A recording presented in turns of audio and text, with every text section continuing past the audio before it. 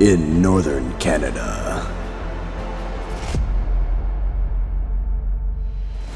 1.2 billion acres.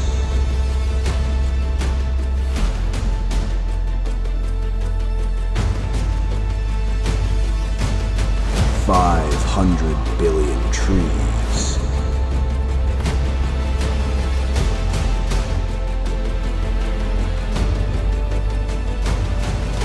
210 animal species.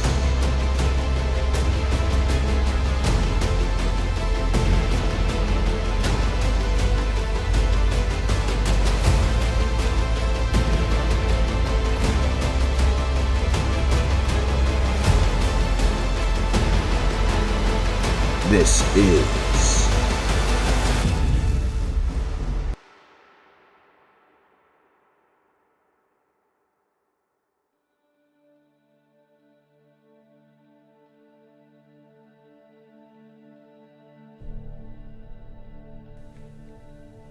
Taigas are found in a ring around the northern hemisphere, such as in northern Canada, Alaska, Scandinavia, and Siberia. Most confuse the taiga with the deciduous forest, but some of the differences that you see throughout the world is that taigas are only found in the northern hemisphere.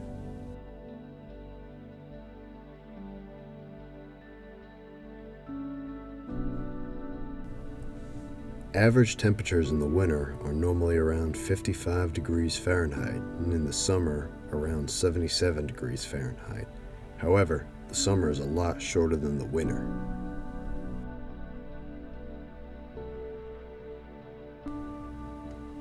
In taigas, there is quite a lot of precipitation year-round, about 45 to 90 centimeters. During the summer it's raining, and during the winter it's snowing, and because of this, there is no dry season. Our biome is influenced by the wind and topography due to the heavy snowfall and freezing wind coming off of the many lakes and mountains surrounding the taiga. The Hadley cell covering the Canadian taiga is the mid-latitude cell. The reason that this is important is because they're getting wind from the North Pole.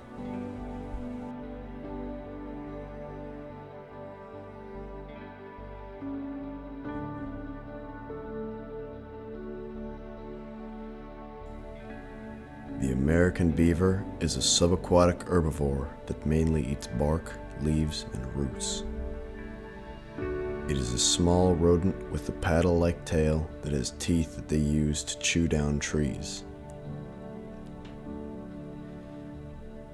This animal has a thick fur coat that, along with the dams they make, allows them to survive through the harsh taiga winters.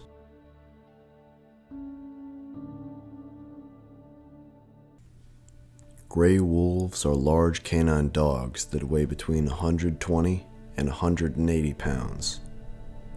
They have thick fur coats and hunt in packs.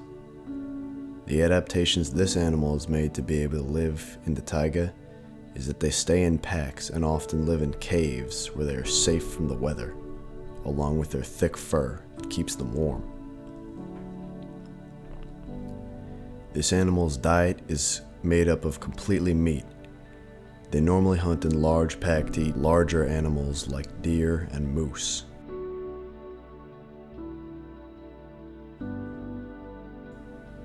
Grizzly bears are large omnivores that are a formidable opponent to any animal brave enough to fight it. Male grizzly bears weigh about 600 pounds. Grizzly bears are large omnivores that can eat anything from fruits to fish to moose. Some of the adaptations that grizzly bears have had to make is that they hibernate, which is when an animal will sleep through the winter and use all of its stored calories and nutrients to keep itself fed. This is quite a normal thing for animals that live in the taiga to do.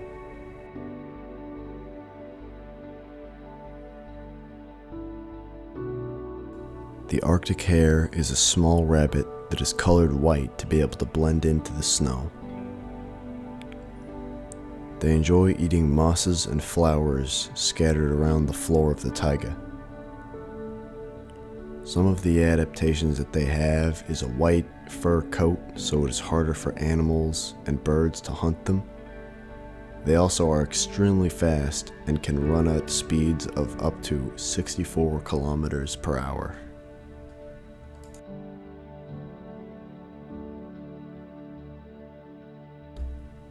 A moose is a large herbivore that is formidable to try and take down.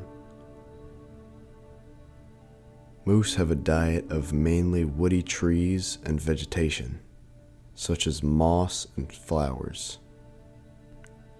Some of the adaptations that the moose has is that they grow large antlers to be able to protect themselves, and also thick skin to protect them from the cold.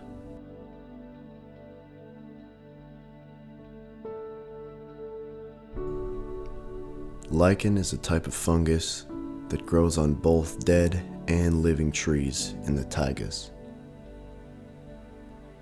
Some of the adaptations that this moss has made over its history is that it can grow on dead and living trees, and also can grow in any light level.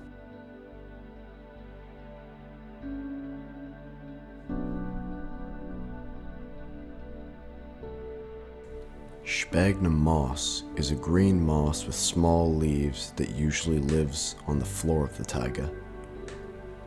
One adaptation that sphagnum moss has is it grows in areas with high water content for an easier time of staying alive.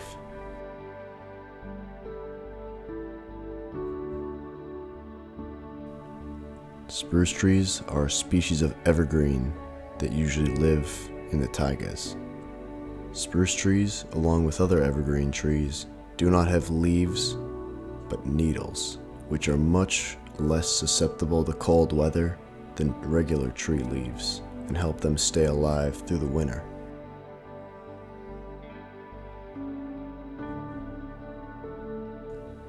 Larch is a type of tree that lives in the taiga and usually grows to around 20 to 45 meters tall.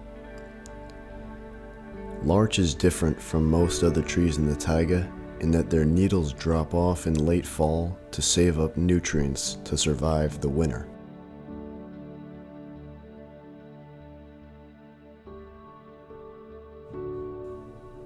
Fir is another type of evergreen tree that has many similarities to the other evergreen trees in the taiga.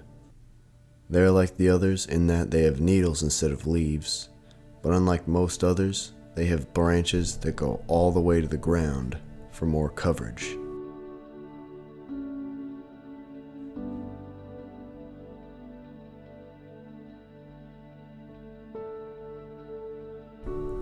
One of Canada's biggest exports is lumber, often obtained from taigas, as these trees are very high quality and sturdy, sometimes used in construction.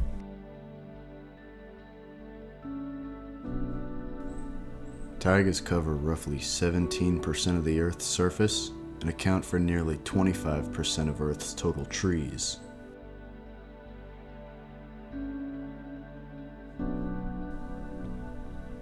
Evergreen trees and taigas are at the highest latitudes of any trees on Earth.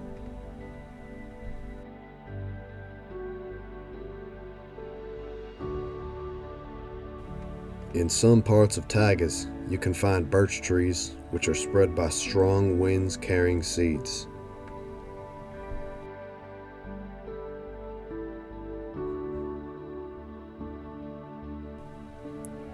In parts of taigas called drunken forests, where layers of permafrost melt and the soil dips down, trees will lean in towards the divots, making forests of swaying trees.